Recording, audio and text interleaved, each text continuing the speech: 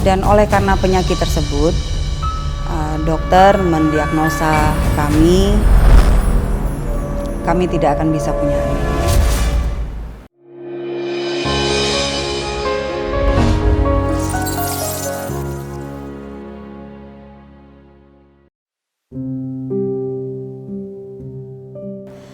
Masa kecil saya tidak mengalami kedekatan emosional dengan orang tua saya. Karena waktu itu papi saya meninggal di usia yang masih sangat muda, masih 37 tahun. Dan saya waktu itu masih 11 tahun. Sehingga mami saya waktu itu menjadi seorang single parent yang harus bekerja keras untuk mencukupi kebutuhan keluarganya. Nah akhirnya karena mami saya yang terlalu sibuk itu membuat hari-harinya saya menjadi akrab dengan asisten rumah tangga kami waktu itu. Saya lebih nyaman bercerita, lebih nyaman untuk mungkin bermain bersama, itu dengan asisten rumah tangga saya. Nah dari pengalaman itu akhirnya membuat saya memiliki sebuah tekad bahwa suatu saat nanti kalau saya punya keluarga, kemudian saya punya anak-anak, saya rindu untuk bisa merawat anak-anak saya ini dengan tangan saya sendiri. Saya kepengen anak-anak saya ini nanti punya kedekatan emosional dengan orang tuanya. Jadi tidak hanya sebagai orang tua saja, tetapi bisa juga menjadi sahabat mereka.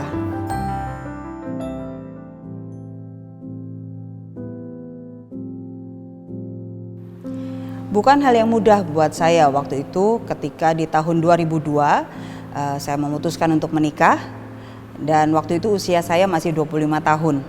Selang 4 bulan setelah menikah saya mengalami keguguran dan melewati beberapa penelitian medis, dokter mendiagnosa saya mengidap sebuah penyakit yang namanya koriokarsinoma.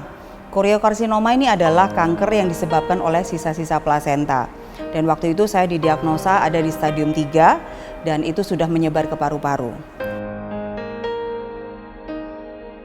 Dokter memutuskan untuk saya bisa menjalani 8 seri kemoterapi. Tetapi pada saat kemoterapi yang mau masuk ke kemoterapi yang ketiga, saya mengalami masalah di situ, liver saya bengkak disebabkan karena efek kemoterapi yang sebelumnya, sehingga dokter menyatakan bahwa kemoterapi tidak bisa dilanjutkan.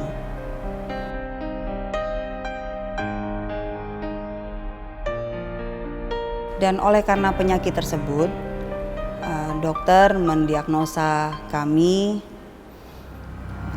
tidak akan bisa punya anak.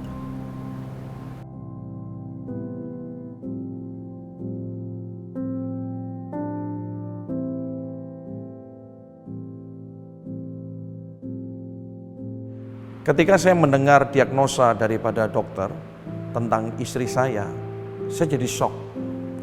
Sony, Jenny rangkaian pengobatannya, rangkaian kemoterapinya harus berhenti. Jadi kalau Jenny ingin makan apa saja, kasih. Selama dia bisa makan, selama dia hidup, kasih saja. Dan yang kedua, dokter berkata, kalian tidak akan pernah bisa punya anak dengan kondisi yang seperti ini. Saya sebagai suami shock. Saya sebagai suami shock sekali. Waduh Tuhan, ketika kami masuk dalam pernikahan, di awal justru mengalami hal yang situasi seperti ini.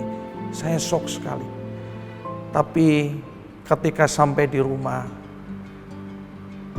saya tidak pernah melihat istri saya itu mengeluh, menangis, patah semangat. Justru dia berkata begini, meskipun tidak ada dasar untuk berharap sayang, saya tetap percaya bahwa dia Bapa yang baik, dia Bapa yang setia. Dan kalau sampai hari ini Tuhan izinkan saya hidup, saya percaya ini Tuhan punya maksud yang indah, supaya hidup saya ini bisa jadi berkat buat orang lain. Ketika istri saya sudah dinyatakan sembuh, 1 tahun kemudian, wah saya bersuka cita karena dia dinyatakan hamil. Berjalannya dengan waktu sampai pada kelahiran anak yang pertama, Jonathan, apalagi dengan kelahiran yang anak yang kedua 4 tahun kemudian, namanya Shalom. Sangat bersuka cita. Kenapa? Waktu mereka lahir pun dua-duanya di waktu yang berbeda saya lihat, wow, badannya sempurna. Dari tangan, dari tubuh, dari kaki, dari yang lain saya lihat sempurna semuanya. Tuhan begitu luar biasa dalam kehidupan kami. Kami selalu mengajarkan pada mereka yang kami kenal dengan istilah 3C. 3C itu adalah cinta Tuhan, cinta keluarga, dan cinta masa depan. Karena harapan kami pada mereka adalah mereka menjadi generasi ilahi yang menjadi berkat buat banyak orang dan nama Tuhan dimuliakan.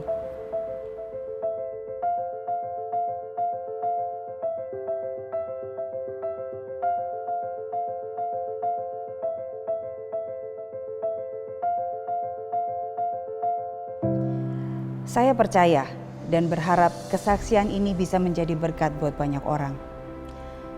Pesan Tuhan buat saya dan suami saat itu adalah masalah boleh datang dalam keluarga.